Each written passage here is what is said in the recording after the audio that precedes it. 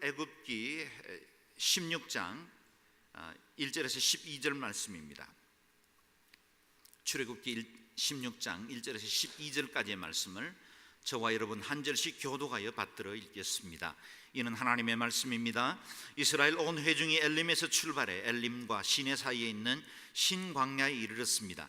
그날은 이스라엘이 이집트에서 나온 지 둘째 달 15일이 되던 날이었습니다. 광야에서 온 회중이 모세와 아론에게 불평을 했습니다. 이스라엘 백성들은 모세와 아론에게 말했습니다. 차라리 우리가 이집트에서 고기 삶는 솥 주위에 둘러앉아 먹고 싶은 만큼 빵을 먹을 때 여호와의 손에서 죽는 것이 나았을 텐데 당신들이 우리를 이 광야로 끌고 나와 이 온 회중이 다 굶어 죽게 생겼지 않았습니까? 그때 여호와께서 모세에게 말씀하셨습니다. 내가 너희를 위해 하늘에서 비같이 먹을 것을 내려주도록 하겠다. 그러면 백성들이 날마다 밖에 나가 그날 먹을 만큼을 거둘 것이다. 내가 백성들을 시험해 그들이 내 율법을 지키는지 보도록 하겠다. 그러나 여섯째 날에 거두는 것은 다른 날보다 2배를 거두어야 한다. 그리하여 모세와 아론은 모든 이스라엘 백성들에게 말했습니다. 저녁이 되면 너희를 이집트에서 이끌어내신 분이 여호와이심을 알게 될 것이다. 또 아침이 되면 너희가 여호와의 영광을 보게 될 것이다. 너희가 그분께 원망하는 것을 그분이 들으셨다. 우리가 누구라고 너희가 불평하는 것이냐? 모세는 또 말했습니다. 여호와께서 저녁에 너희에게 고기를 주어 먹게 하시고 아침에 빵을 주어 먹게 하시면 그분이 여호와이심을 알게 될 것이다. 너희가 그분께 원망하는 소리를 그분께서 들으신 것이다. 우리가 누구냐? 너희가 우리에게 원망한 것이 아니라 여호와께 원망한 것이다. 모세는 아론에게 말했습니다. 이스라엘 온 회중에게 말하십시오. 여호와 앞에 나오라. 너희가 원망하는 소리를 그분께서 들으셨다라고 말입니다. 아론이 이스라엘 온 회중에게 말하는 동안 그들이 광야를 쳐다보니 구름 속에서 여호와의 영광이 나타났습니다. 여호와께서 모세에게 말씀하셨습니다. 내가 이스라엘 백성들의 원망 소리를 들었다. 그들에게 해질 무렵 너희가 고기를 먹을 것이요 아침에 너희가 빵으로 배부를 것이다. 그러면 내가 너희 하나님 여호와인 줄 너희가 알게 될 것이다 라고 말하여라.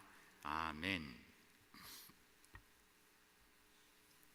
오늘 이 아침에 예배하러 나오신 여러분에게 묻습니다. 여러분은 구원을 받으셨습니까? 아멘.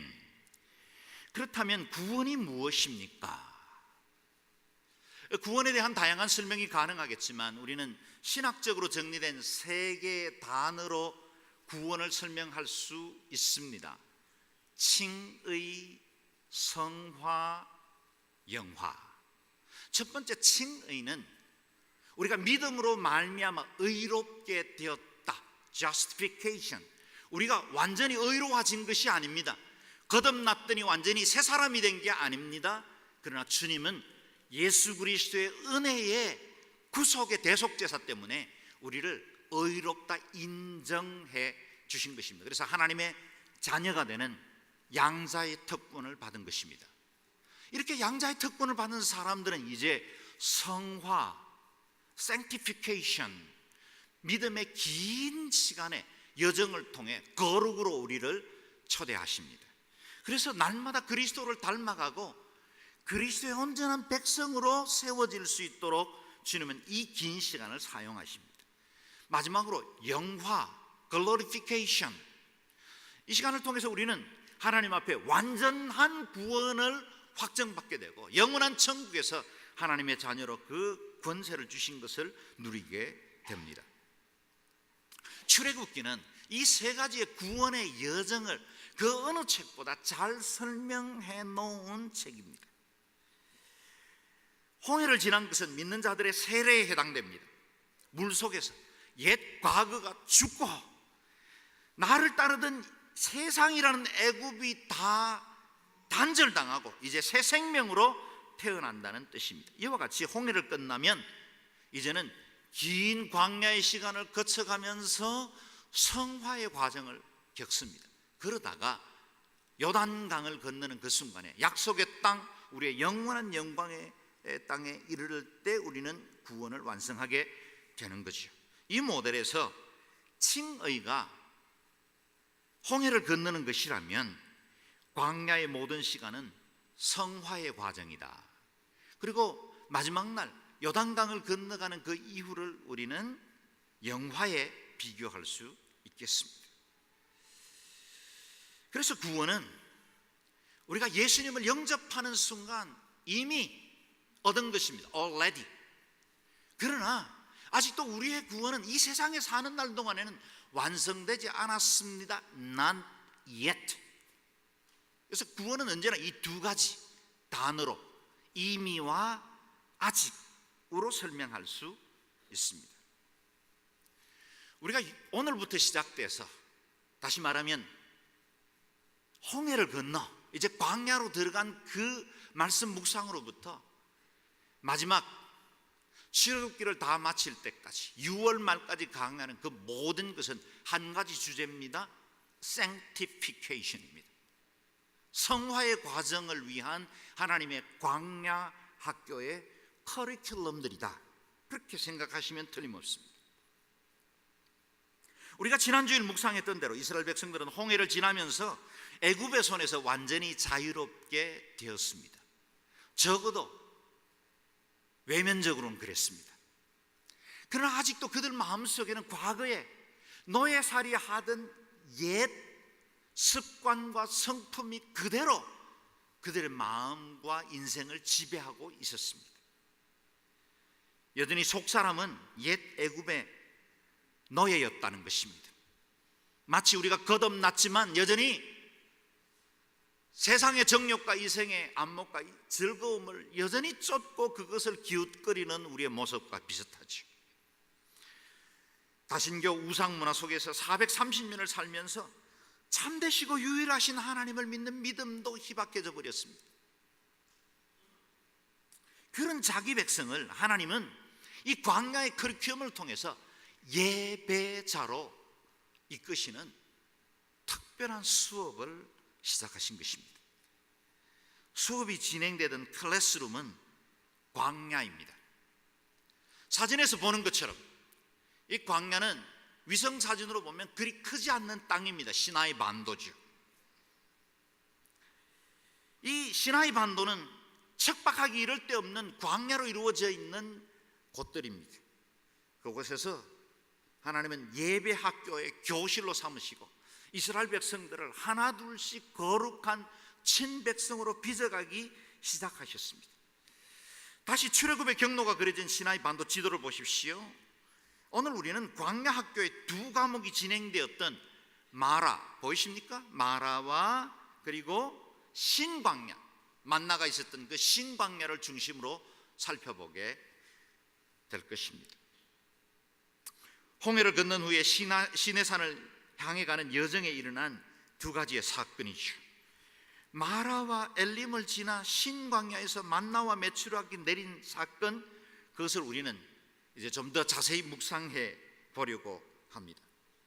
먼저 광야 학교에서 저들이 받은 첫 번째 테스트는 무엇이었습니까? 목마름이었습니다. 여러분, 우리 교회 1층에 커피숍의 이름이 뭔지 아십니까? 마라입니다. 어떤 분들은 이것을 커피 마시지 마라 그렇게 해석하는 분도 있지만 커피의 쓴맛과 이 마라라는 말에 쓰다라는 말, 그것을 따서 이재환 원장님이 지은 이름입니다. 적절한 이름 같지는 않다고 늘 생각하면서 저도 커피를 마십니다. 그런데 이 마라에서 있었던 사건들을 우리가 15장에 가면 살펴볼 수 있는데요, 22절 말씀을 돌아가서 다시 한번 읽겠습니다. 시작. 그 후 모세는 이스라엘을 이끌고 홍해에서 수르 광야로 들어갔습니다. 그 광야를 3일 동안 다녔습니다. 그렇지만 물을 찾을 수 없었습니다. 이스라엘 백성들은 광야에 나온 지 얼마 되지 않아서 금세 심각한 위기를 맞이하게 되었습니다. 물이 없었던 것입니다.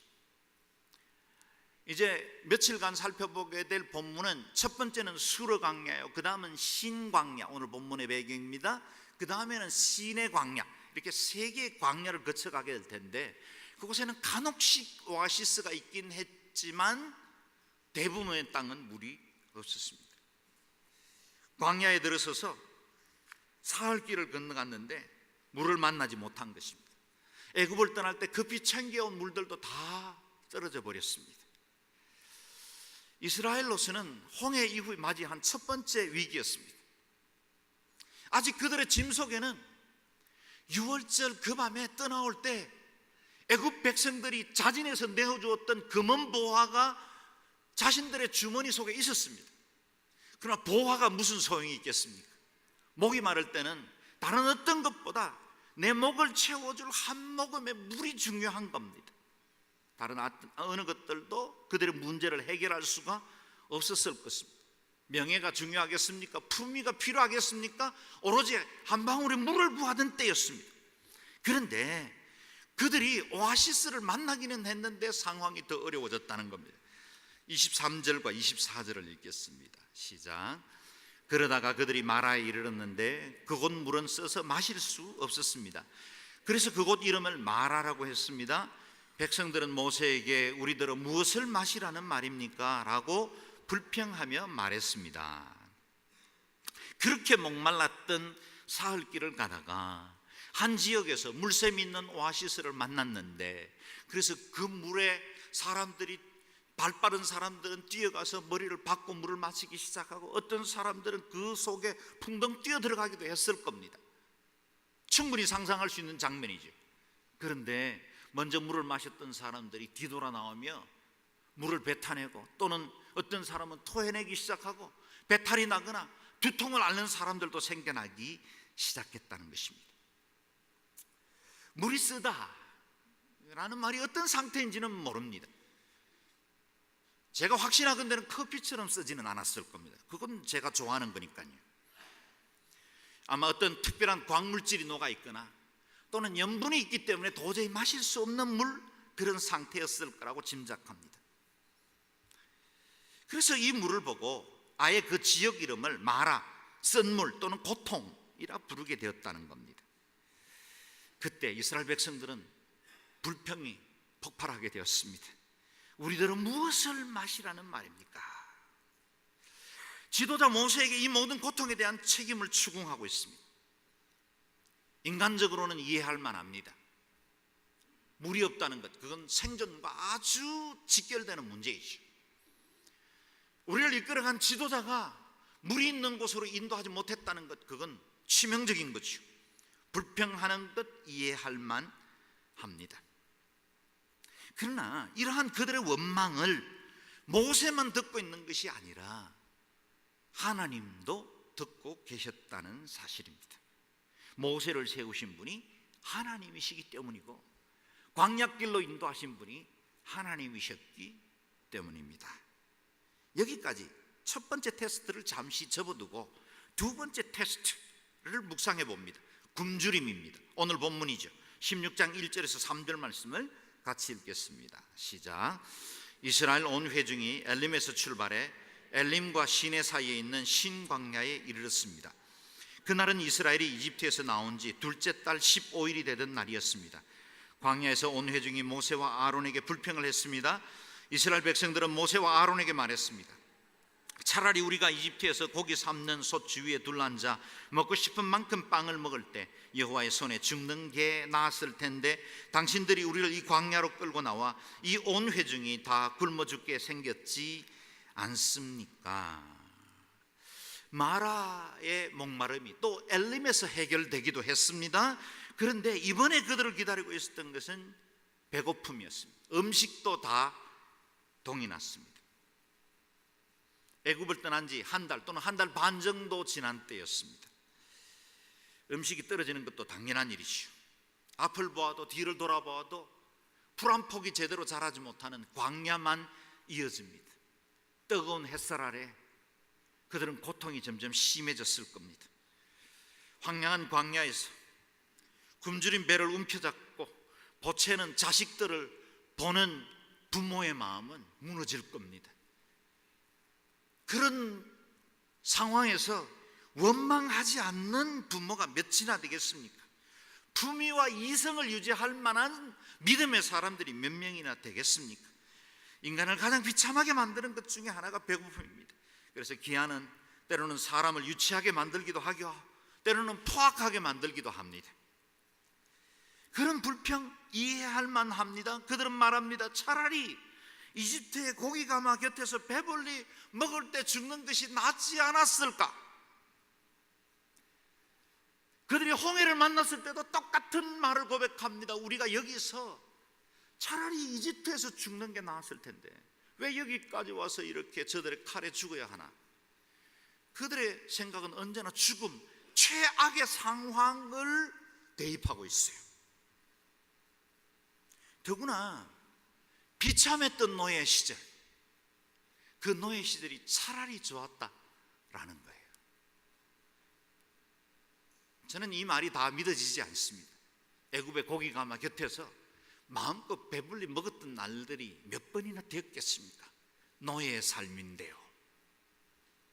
간혹식은 절기 때, 이집트의 신들의 축제 때 그렇게 먹은 때도 있었겠죠.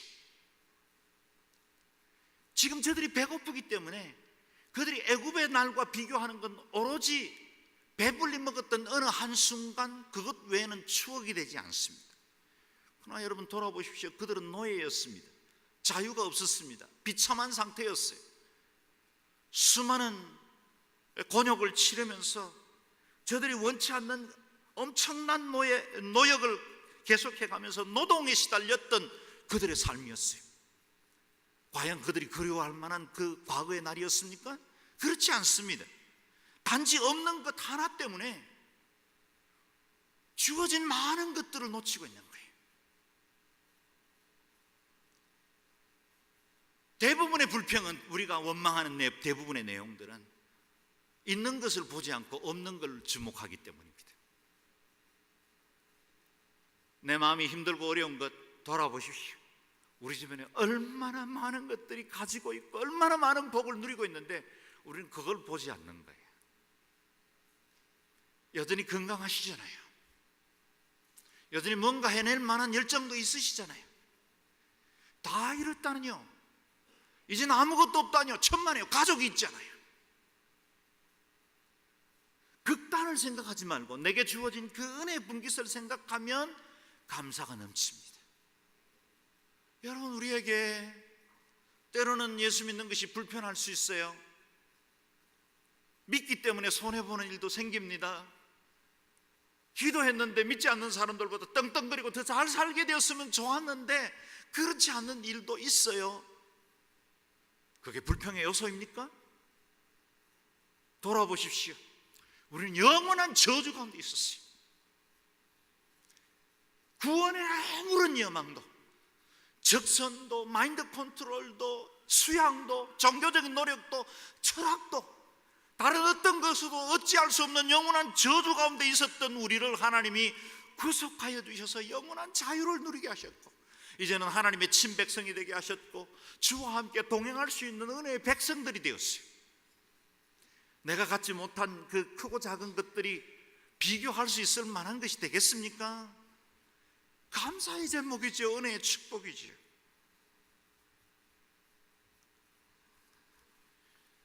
원망하고 불평하기 전에 먼저 내가 가진 것이 얼마나 큰 축복인가를 돌아볼 필요가 있습니다. 그들이 원망할 때 그 원망은 모세와 아론을 향한 것만이 아니었습니다. 하나님께서 듣고 계신다는 사실이었습니다. 7절 말씀을 같이 보시죠. 7절 읽겠습니다. 너희가 그분께 원망하는 것을 그분이 들으셨다.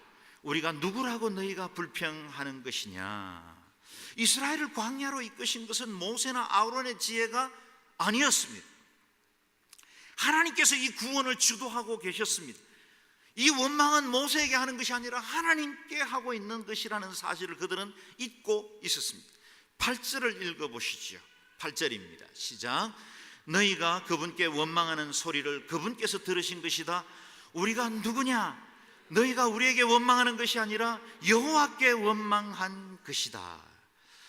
이 말씀은 모세나 특정 리더십을 보호하기 위해서 주신 말씀이 아닙니다. 어떤 목사가 성도들에게, 목사에게는 결코 불평하거나 원망하면 안 돼 라는 말로 사용할 수 있도록 주어진 인용 구절이 아닙니다. 우리의 삶의 진정한 인도자와 주인이 누구신지를 돌아보라고 요청하는 것입니다. 지금 내가 당하고 있는 이 어려움과 아픔 가운데도 여전히 그분의 섭리와 주권을 가지고 계신다는 사실을 잊지 말라고 도전하고 계십니다. 9절 말씀을 읽어볼까요? 시작. 여호와 앞에 나오라. 너희가 원망하는 소리를 그분께서 들으셨다. 12절 말씀에는 하나님께서 직접 하십니다. 시작.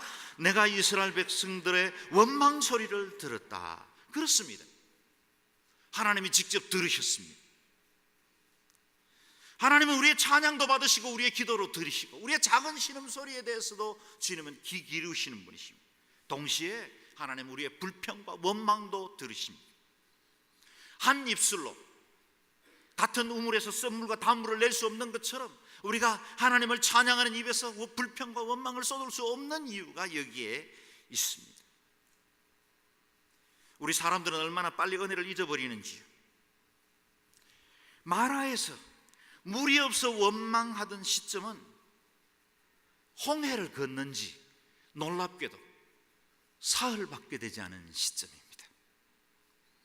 불과 며칠 전에 이스라엘 앞에 바다가 갈라져서 양편의 벽처럼 섰습니다. 전무후무한 기적이 있었습니다.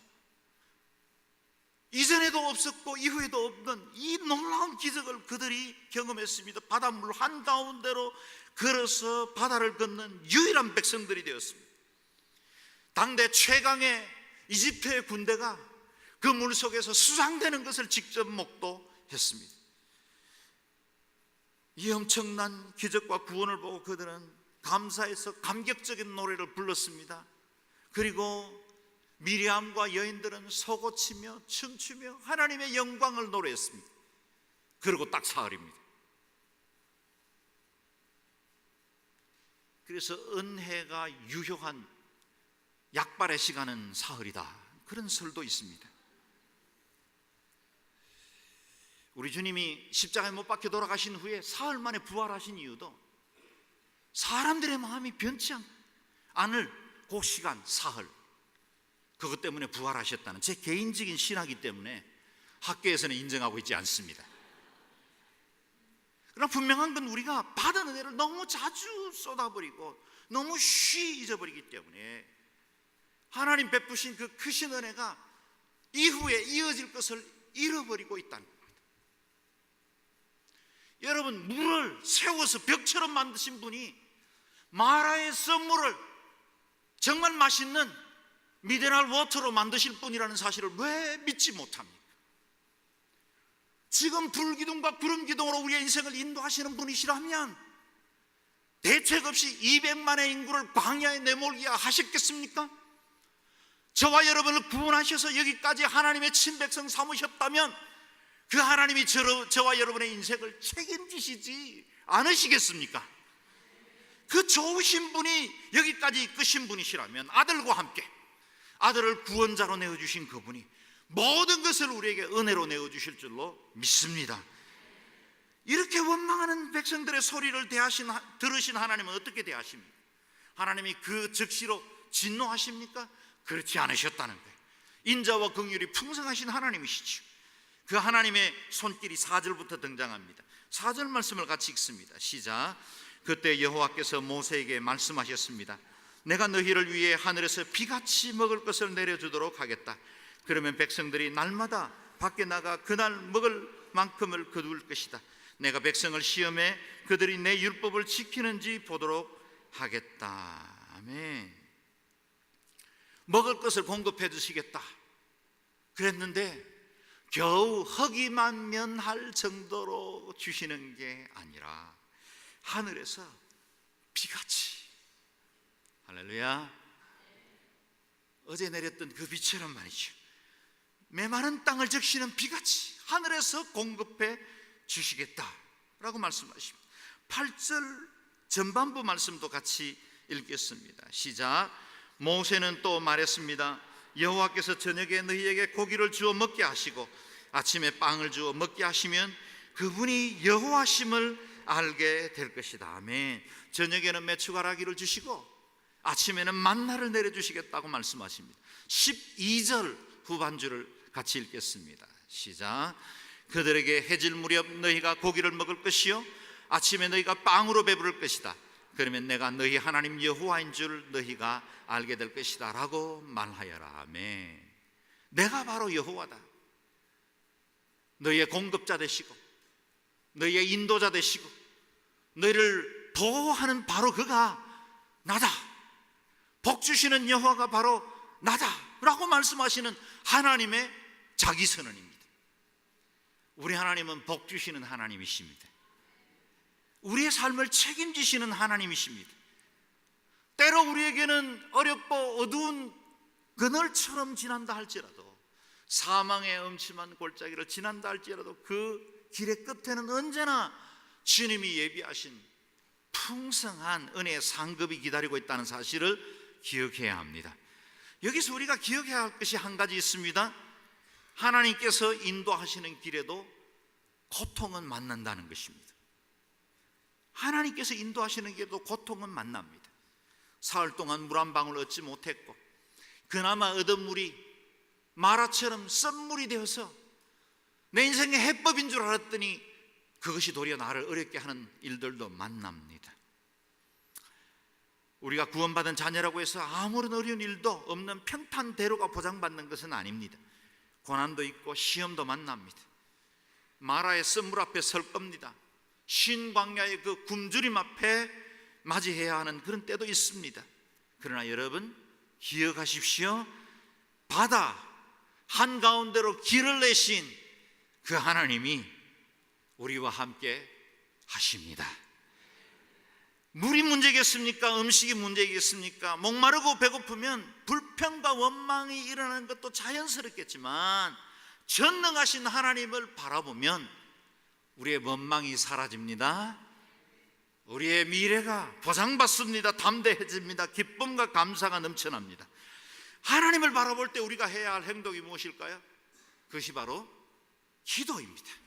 문제를 만나고 환경이 어려울 때 우리의 문제의 해결자 되신 하나님 앞에 나아가는 방법이 무엇입니까? 기도입니다. 불평하지 말고 기도하십시다. 원망할 힘이 있거든 주님을 바라보십시다. 기도할 수 있는데 왜 걱정하십니까?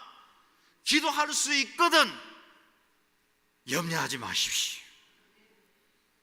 모세를 보십시오. 그는 무엇을 하였습니까? 기도했습니다. 15장 25절 말씀으로 다시 돌아갑니다. 읽습니다. 시작. 그러자 모세는 여호와께 부르짖었습니다.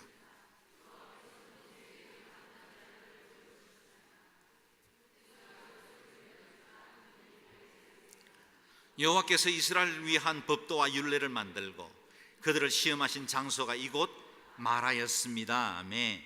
모세가 울부짖어 기도할 때 하나님께서 열쇠를 보여주셨어요. 여기 우리 기도가 어떻게 응답되는지에 대한 과정, 팁을 하나 얻을 수 있습니다. 물론 하나님이 늘 이 방법으로 인도하지는 않습니다. 그러나 우리에게 중요한 기도의 응답의 과정을 하나 보여주시는데요. 기도가 끝나자 물이 스스로 움직이면서 물맛이 달라진 게 아닙니다. 물은 그대로 있습니다. 대신 모세의 눈이 밝아졌어요. 그리고 한 나무를 보게 되었습니다. 그리고 그 나뭇가지를 물에 넣었더니 썬물이 고쳐지게 되었다는 겁니다. 여러분, 우리는 어떤 문제를 만날 때 그 문제를 가지고 주님 앞에 씨름하듯 기도합니다. 그때 하나님께서 기도 응답의 방법이 문제, 사건, 우리의 어려움을 주는 여러 가지 고난 자체를 변화시키거나 그것을 옮겨 놓으실 때도 있지만, 때로는 그 문제는 그대로 두시고 우리의 눈을 들어 다른 것을 보게 하실 때도 있다는 겁니다. 문제 그 자체가 아니라 문제를 돌아가는 길을 보여주기도 하시고, 지금 내가 환경 중에 어려운데 하나님은 전혀 새로운 아이디어를 주셔서 문제보다 더 능히 해결할 수 있는 길을 보여주기도 하십니다. 이 우물에 던진 나무를 주목해 보십시오. 무슨 나무인지 정확히 밝히고 있지는 않지만 아마도 그 나무는 마라의 샘, 그 우물이 있던 그 부근에 늘 있던 나무였을 겁니다. 모세가 눈을 들었더니 그 나무가 보였으니까요. 레바논에서 찍어온 최상품 백향목이 아니었습니다. 이스라엘 예루살렘 성지에서 가져온 감람나무 가지가 아니었습니다. 바로 썬물 곁에 있던 나무예요. 하나님은 이 세상을 지으실 때 반드시 균형을 이루십니다. 독을 가진 해로운 동물이 있으면 해독할 수 있는 식물을 만드십니다. 하나님께서 우리에게 몸에 해를 입히는 병균을 허락하셨다면 우리 몸 안에 그걸 이길 수 있는 항체도 두십니다. 매일매일 우리 몸에는 수많은 암세포가 매일매일 발생되지 않아요? 그런데 저와 여러분이 아직도 암에 걸리지 않았다면 그 암을 이길 만한 항체가 우리 속에 있기 때문이죠. 예배하고 감사하고 기뻐하면 우리 안에 그 항체가 어떤 질병도 이겨나갈 수 있도록 우리에게 에너지를 부여하는 거예요. 어렵고 힘든 환경 바로 가까이에 해법이 있습니다. 해법은 멀리 있지 않습니다. 눈이 열리면 됩니다. 그동안 내가 안 보인 거예요. 그래서 기도할 때 하나님 이 산을 옮겨주십시오. 그럴 수도 있지만 하나님이 내 눈을 열어 밝히 보게 하시고 하나님의 지혜와 계시로 이 모든 일들의 해법을 깨닫게 해주십시오. 광야에서 만나와 메추라기가 내린 방법도 보십시오. 재미있습니다. 16장 13절 14절 말씀을 같이 읽겠습니다. 시작. 그날 저녁에 메추라기가 와서 진을 덮었고 아침이 되자 이슬이 내려 진 주위에 덮여 있었습니다. 이슬이 그치자 광야 바닥에 작고 얇은 것이 땅에 서리처럼 널려 있었습니다. 아멘. 메추라기는 바람에 날려왔어요. 바람입니다. 때로는 태풍이 불어서 우리를 어렵게 하기도 하지만 그 바람에 실려서 메추라기가 날려온 거예요. 아마도 자연적인 방법으로 해석을 한다면 메추라기 떼가 철새로 이동을 하고 있는 중에 그들이 지쳐서 하나님의 그 강한 바람 때문에 항로를 이동하고 잃어버리고 날려서 광야에 왔는데 기진맥진한 거예요. 더 이상 날아갈 수 없을 만큼 힘을 다 잃어버렸을 때 진사면에 떨어진 거예요. 그냥 가서 죽으면 됐어요. 거물을 쳐서 잡은 게 아니에요. 바람이에요. 만나가 내린 방법도 보십시오. 이른 아침에 이슬이 내렸어요. 그 이슬이 말렸더니 그것에 만나가 생겼어요. 이슬이에요. 매일매일 광야는 낮과 밤의 기온차가 크기 때문에 밤마다 내리는 겁니다. 40년을 이 같은 방법으로 먹이셨어요. 하나님이 우리에게 열어가시는 그 길은 멀리 있지 않습니다. 가까이에 있어요. 혹 지금 하나님 한 분을 붙들고 계십니까? 기도가 절실한 때라고 생각하고 계십니까? 그렇다면 멀리서 특별한 방법, 초자연적 기적으로 내 인생의 문제를 해결하는 것만 바라보지 말고 내 삶 가까운 곳에서 하나님께서 예비하신 방법을 눈을 열어 볼 수 있도록 기도해 보시는 건 어떻습니까? 기도하십시오. 하나님께서 눈을 열어 주실 것입니다. 기도하십시오. 하나님께서 보게 하실 것입니다. 기도하십시오. 내 인생의 선물을 단물로 바꿔주실 것입니다. 기도하십시오. 우리의 삶의 가장 곤고한 광야에서 주의 능력의 손을 보는 기적을 보게 될 것입니다. 다시 마라로 돌아가십시오. 모세가 그 나뭇가지를 마라의 썬물에 던지자 그 물이 달게 되었습니다. 이어지는 말씀에 주목해야 합니다. 마라를 거기 두신 이유를 발견할 수 있기 때문입니다. 광야로 이끄신 신광야에서 배고픔을 갖게 하신 이유가 거기 나오기 때문입니다. 하나님은 광야를 통해서 하나님의 백성들에게 율례와 법도를 가르치셨어요. 율례와 법도를 가르치셨어요. 이것이 내 인생의 마라에 대한 해석이에요. 내가 만약 어떤 인생의 썬물처럼 내 마음을 어렵게 하고 내 환경을 어렵게 하는 것들을 만나면 율례와 법도를 가르치시기 위한 하나님의 계획이라고 해석하시면 틀림없습니다. 만나와 메추라기를 주실 때에도 하나님이 4절에 그들이 율법을 지키는지 보도록 하겠다라고 말씀하십니다. 6절에는 여호와의 이심을 알게 될 것이다, 8절에도 똑같이 말씀하고 계시고 7절에 너희가 여호와의 영광을 보게 될 것이다 말씀하시고 12절에도 내가 너희 하나님 여호와인 줄 너희가 알게 될 것이다. 광야에 당하는 고난은 하나님의 의도가 아닙니다. 저와 여러분이 당하시는 여러 가지 어려움과 힘든 질병, 고통은 하나님의 의도가 아닙니다. 그건 교과목이에요. 하나님이 이를 통해서 우리를 사랑하시고 우리가 주를 사랑하게 하시고 우리를 통해서 언제는 주의 사람 예배자로 빚어가게 하시기를 원하십니다. 우리를 교훈하고 훈련하시는 놀라운 계획이 광야라는 클래스룸에서 진행되고 있는 겁니다. 그렇다면 우리는 결론이 쉬워져요. 광야의 모든 훈련은 축복이다. 할렐루야. 다른 때보다 아멘이 적은 것은 그래도 광야는 싫습니다. 그래요. 저도 싫어요. 원치 않아요. 제가 새벽마다 우리 성도들을 위해서 기도할 때 우리 성도들 병들지 않기 위해서 기도합니다. 조금의 사고도 일어나지 않기를 원해요. 우리 성도들 손의 행사가 형통하기를 바랍니다. 진짜 그러고 싶어요. 그렇게 되기만을 원합니다. 우리 가정도 그랬으면 좋겠어요. 그렇게 평생을 복받고 사십시다. 그러나 혹 어려움이 주어지더라도 낙담하지 마십시오. 어떤 상황, 어떤 환경이 주어지더라도 환경과 문제를 보지 마시고 그 위에 역사하시고 일하시는 하나님의 능하신 손을 보실 수 있기를 주의 이름으로 축원합니다. 모세가 썸물에 던진 나뭇가지가 무엇을 예표합니까? 십자가입니다. 그 나뭇가지가 무슨 자체에 신령한 능력이 있어서 그 못 먹을 물을 단물로 바꾸겠습니까? 그 거대한 호수의 물을 어찌 나뭇가지 몇 개가 변화시킬 수 있겠습니까?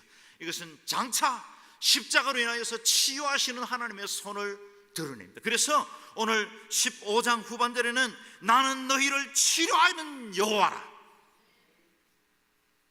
우리의 상함과 아픔과 고통을 치유하시는 하나님, 내 인생의 썸물을 치료하시는 하나님, 내 안에 있는 모든 고통을 회복시키셔서 하나님의 은혜로 바꿔주시는, 단물로 회복시켜주시는 그 하나님의 손이, 그 십자가의 은혜가 저와 여러분에게 있다는 사실입니다. 그래서 성경 주석가 매튜 헨리는 십자가는 모든 고통을 주는 물을 달게 만든다. 할렐루야. 마지막으로 우리가 기억할 것이 있습니다. 마라의 나뭇가지를 통해서 단물을 경험하면 하나님께서 이후에 풍성한 또 다른 계획을 가지고 계신다는 사실입니다. 15장 27절 말씀인데요, 같이 읽겠습니다. 시작. 그 후 이스라엘은 엘림으로 갔습니다.